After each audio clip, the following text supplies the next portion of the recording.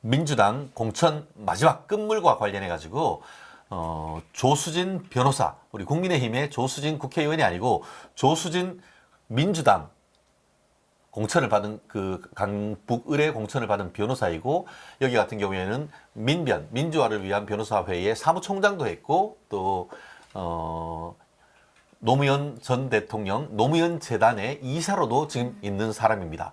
그러다 보니까 원래는 찐명이 가야 되는 것 아니냐라고 했는데, 갑자기 친노 어떤 변호사가 가니까 이게 뭐냐 했는데, 결국 아니나 다를까 3일을 버티지 못하고 오늘 새벽에 낙마를 했습니다. 그러면서 본인의 사퇴의 변으로서, 저는 변호사로서 의뢰인을 위해서 100% 정말 최대한 노력을 해왔는데, 다만 국민의 눈의 높이에는 제가 미치지 못했습니다 라고 하면서 당에 누를 끼칠 것을 우려해서 여기서 그만둔다라는 그런 사퇴의 변을 남겼는데요.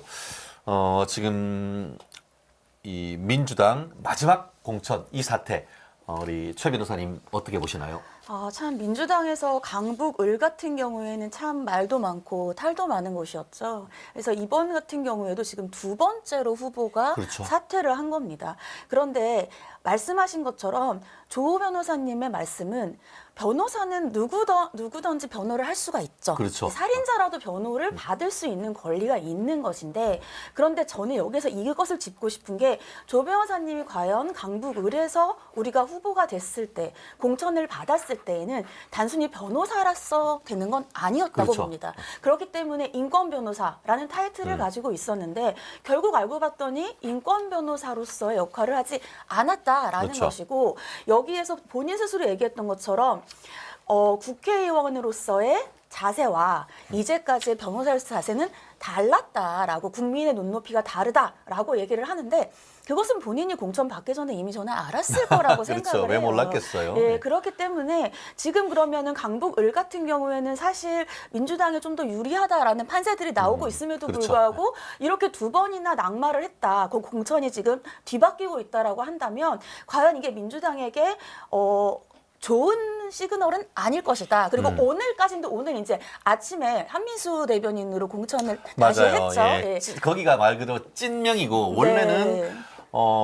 지금 우리 깔때기라고 하는 우리 정봉주 후보자가 사퇴하고 난 다음에 사실상 그 이재명의 나아가 이재명의 혀의 역할을 했던 진명을 넘어 찐명인 한민수 대변인이 그 자리에 꽂힌다라는 얘기가 풍성했었습니다. 근데 별안간 이게 그 우리 조수진 변호사가 이 공천을 받으면서 상당히 좀 이게 무엇인가라고 얘기를 했었었는데, 사실 저는 그렇게 봅니다. 그러니까 뭐 저도 변호사고 우리 최 변호사님도 변호사인데요.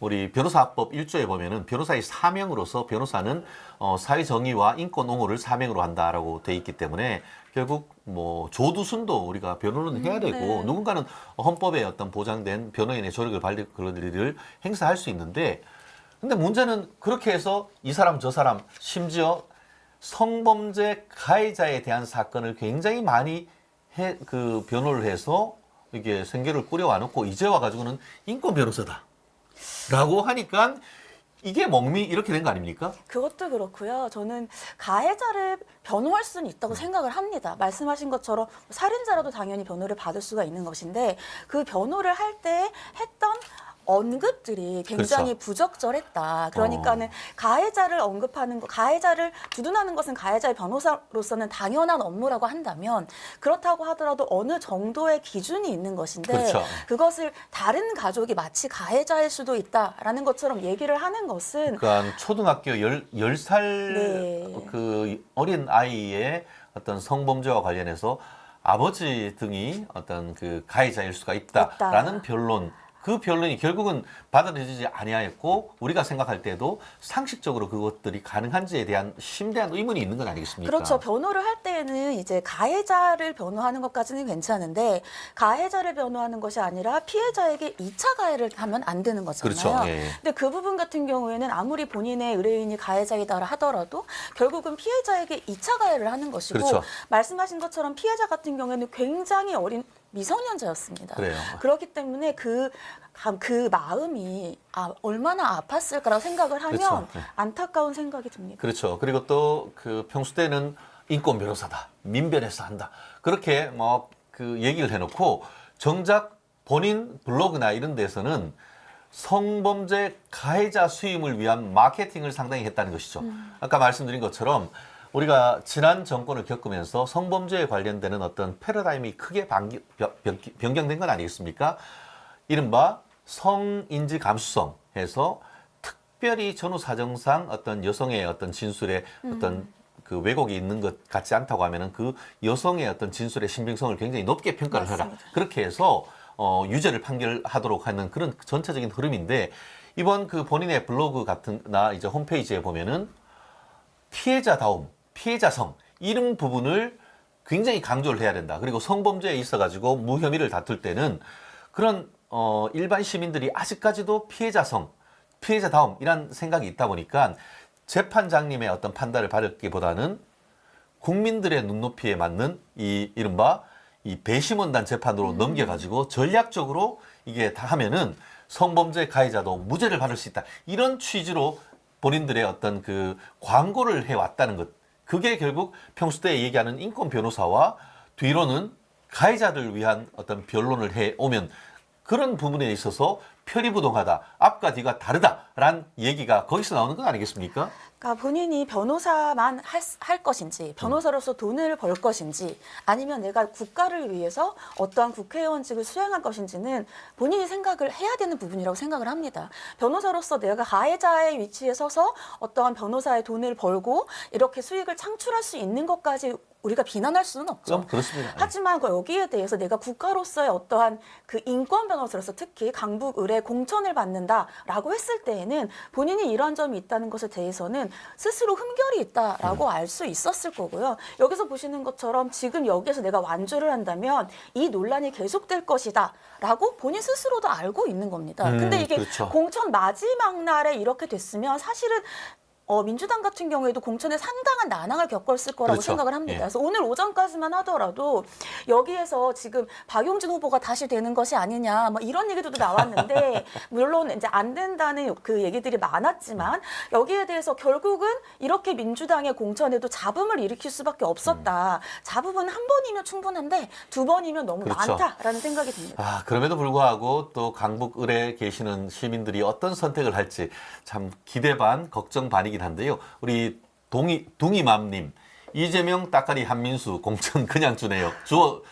주어요. 뭐 이런 것이고 또 산으로님 조수진 출마 포기 아쉽네요. 선거의 밥인데 말씀이 참 재미있는 것 같습니다. 실제 조수진 변호사가 출마를 해서 지속적인 선거 운동을 한다고 하면은 사실 여성계 또 어떤 인권계가 도대체 어떤 그 입장을 보낼지도 사실 상당히 궁금하긴 했었는데 적어도 서울 수도권 중도층 여성의 입장에서 봤을 때는 이러한 부분들이 조수진 그 변호사의 어떤 그 변론 스타일 이런 부분이 우리가 납득하기는 상당히 어렵죠. 실질적으로 지금 최근에 있어서도 그런 얘기를 하죠.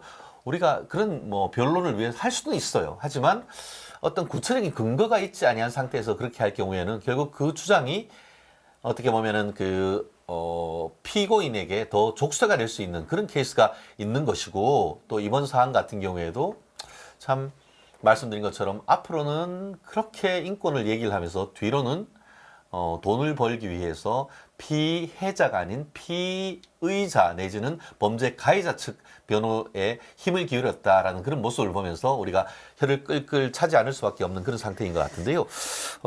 지금 좀 전에 말씀하신 것처럼 뭐 이제 조수진 변호사 출마 포기 좀 뭐 안타깝다라고 하지만 어쨌든 이재명의 선택은 이게 그 박용진이 아니고 자기의 어떤 측근 중에 측근이라고 할 수 있는 이 한 대변인이었는데 이 부분에 대해서는 또 어떻게 또 평가를 해야 될까요? 저는 일단 박용진 후보 같은 경우에도 계속해서 뭐 비명 행사다 이런 얘기들이 나오고 있지 않습니까? 그러니까 본인이 이제 이재명 대표가 본인의 측근들을 위주로 공천을 한다, 사천이다 이러한 잡음들이 계속 나오고 있는 것은 이제 언론을 통해서 다 아시는 것이고요. 저는 이 부분에서 공천이 당연히 국민의힘에도 문제가 있었던 공천이 있었습니다. 근데 저는 이 두 가지의 차이가 뭐냐면 국민의힘은 문제가 있다라고 얘기를 했을 때 바로 그 공천을 취소를 했습니다. 한동훈 비대위원장 말씀처럼 우리는 국민의 목소리를 받아들인다. 네, 그런 그런데- 반응이 있는 거죠. 그런데 항상 지금 이제 민주당 같은 경우를 보면은 두 번 이게 문제가 있었을 때 이재명 대표 같은 경우에는 그건 문제가 아니다, 괜찮다 이렇게 공식적으로 얘기를 하고 그리고 나서 새벽에 공천을 바꾼 경우들이 있었어요. 그렇죠, 예. 이번에도 저는 조수진 변호사가 본인이 스스로 사퇴를 했다라고 하지만 정말 그냥 본인의 선택일까라는 생각은 듭니다. 왜냐하면 그렇죠, 예. 강북을 같은 경우에는 민주당에게 좋은 지역이기도 하고 조수진 변호사가 본인이 여기에 나가겠다고 결정을 했을 때에는 그런 생각들을 했을 텐데 또 갑자기 공천을 취소한 것이 아니라 자진 사퇴라고 했을 때에는 여기에 대해서도 어느 정도는 이제 당의 의견도 포함되어 있지 않을까라는 생각이 듭니다. 그렇습니다. 사실 본인이 그냥 뜻을 굽히지 않고 출마를 한다고 하면은 뭐 사실 시간도 없고 충분히 어떻게 보면은 본인이 출마를 해서 금배지를 달 수가 있었을 텐데 아마 여러모로 많은 그 밤 사이에 어떤 전화나 아니면은 회의를 통해 가지고 어떤 민주당의 그 중앙 그 지도부의 어떤 그 의사 전달이 명확하게 있었지 않은가 싶은데요. 결국 끝까지 어떻게 보면 이 부분에 있어서 어떤 뭐 미안하다, 죄송하다 하는 그런 사죄의 말씀보다는 나는 내 할 일 다 했다. 다만 국민의 눈높이, 당신들이 보기에 내가 좀 달리 보이니까 내가 어쩔 수 없이 나간다. 이런 어떤 그 논조가 읽혀져 가지고 약간 좀 저는 읽으면서 좀 불편했던 그런 점이 없지 않아 보이는 것 같은데요.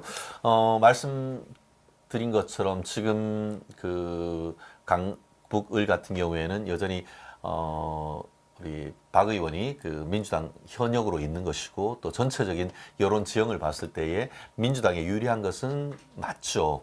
다만 이처럼 이제 공천 과정에서 두 차례가 넘는 그 잡음이 있었기 때문에 과연 그 지역에 있는 우리 국민의힘 그 후보가 얼마나 선전을 할 수 있을지 이와 같은 어떻게 보면 지역 구민을 무시하는 정말 마구잡이 이 공천과 그 후유증에 있어서 시민들이 어떻게 반응할지 우리가 지켜봐야 되고 또 현역에 지금 우리 국민의힘에서 공천을 받으신 분이 정말 이것을 극복해낼 수 있는 이런 리더십을 발휘하면서 이제 내일부터 선거운동을 했으면 하는 그런 바람입니다.